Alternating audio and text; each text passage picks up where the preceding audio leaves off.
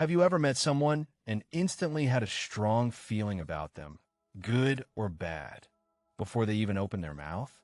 That gut instinct, that immediate read, feels so powerful, so undeniably true. But what if I told you that your brain, in its incredible haste to categorize the world, almost always gets these first impressions wrong? It's a fascinating and deeply flawed aspect of human psychology. Our brains are constantly making lightning-fast decisions. When it comes to other people, this process accelerates to an astonishing degree. We're not talking minutes or even seconds. We're talking about a fraction of the blink of an eye, a mere flicker in your perception. You see a new face, and your brain is already hard at work. Princeton psychologist Alexander Todorov uncovered just how quickly this happens. His groundbreaking research found that people form judgments about a stranger's trustworthiness, competence, and even their likability in an astonishing 100 milliseconds. Yes, 1/10 of a second, based almost entirely on facial features alone. Your brain makes up its mind before you even consciously register their presence. These aren't just vague feelings. They're concrete assessments. In that fleeting moment, your subconscious has already decided if this person seems honest, capable, and someone you'd enjoy being around. It's an automatic, unconscious process, firing off before your higher-level thinking even kicks in. It's like a biological pre-screening system running silently in the background. Think of it this way. Your brain is a survival machine, evolved to quickly identify friend or foe. In ancient times, a split-second judgment could mean life or death. But in our complex modern world, this ancient mechanism, while efficient, often leads to incredibly biased and inaccurate conclusions. It's a relic of our past that frequently misguides our present. This instantaneous judgment system is problematic because it prioritizes speed over accuracy.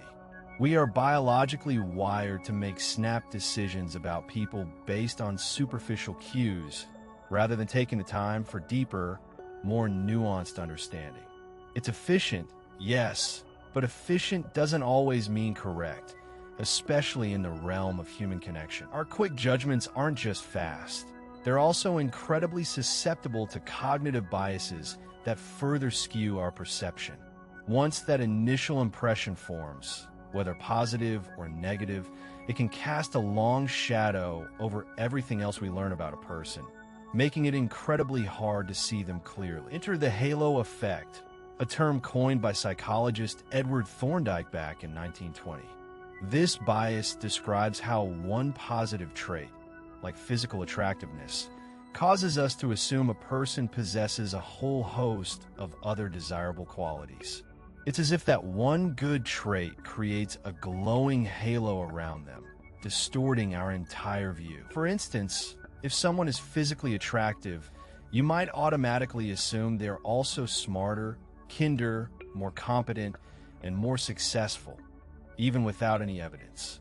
Conversely, if someone has a negative trait, say they seem a bit clumsy, you might unfairly assume they are also unintelligent or unreliable. The halo effect acts like a mental shortcut, but it's a shortcut riddled with assumptions. Then there's Solomon Asch's classic 1946 study, which brilliantly demonstrated how the order in which you learn traits about someone dramatically changes your entire impression. Imagine hearing someone described as intelligent, industrious, impulsive. Now compare that to impulsive, industrious, intelligent. Even with the exact same words, your brain paints two very different pictures. The initial trait acts as an anchor. When intelligent comes first, impulsive is seen as a charming quirk of a smart person. But when impulsive leads, the person seems rash, and their intelligence might even be viewed with suspicion. This primacy effect shows that the very first piece of information we get fundamentally colors everything that follows. Your mind creates a story, and the beginning of that story is paramount. In our increasingly digital world, the challenge of first impressions becomes even more complex. We're constantly forming opinions about people based on carefully curated profiles, static images, and brief texts. This environment, designed for quick consumption, amplifies our brain's tendency to make snap judgments, often with even less accurate data. A fascinating 2015 study published in Social Psychological and Personality Science investigated this very phenomenon. Researchers found that first impressions formed online, based primarily on profile photos, were often wildly inaccurate when people met in person. The discrepancy between the virtual and the real was significant. For example, people rated as highly agreeable from their smiling. Carefully posed photos were frequently disagreeable, unfriendly, or introverted in actual face-to-face interactions. The online persona, painstakingly constructed for approval, simply didn't match the complex reality of the individual. This isn't just about catfishing. It's about the inherent limitations of digital self-representation. Why does this happen? Online, we present an idealized version of ourselves.